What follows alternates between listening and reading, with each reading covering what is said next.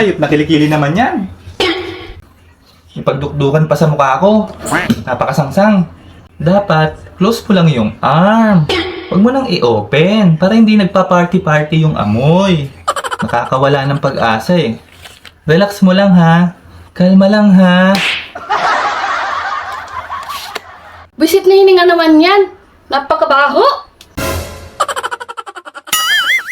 Nagta-travel sa ilong ko. Dapat, i-close lang yung mouth. Huwag mo nang i-open para hindi nagro-road trip yung amoy. Nakakasira ng buhay eh. Kalma lang ha. Kalma.